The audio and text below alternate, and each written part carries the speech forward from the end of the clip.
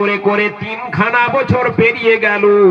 নবী সাল্লাল্লাহু আলাইহি ওয়াসাল্লামের গারে হিরাতে যাওয়ার আশা নিয়ে 3 বছর পেরিয়ে গেল, 3.5 বছর মোটামুটি পেরিয়ে গেল।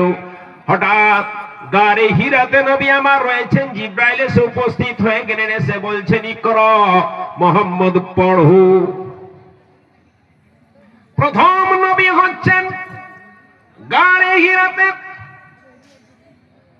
মজুদ রয়েছেন নবী আমার, জিব্রাইল এসে বলছেন ইকরা মুহাম্মদ পড়ো।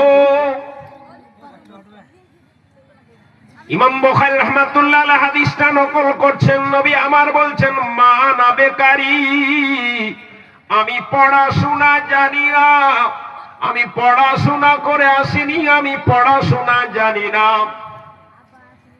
নবী আমার বললেন ফাখাযানি ওয়া গাত্তানি সুম্মা আরসালানি ফাকালা ইকরা।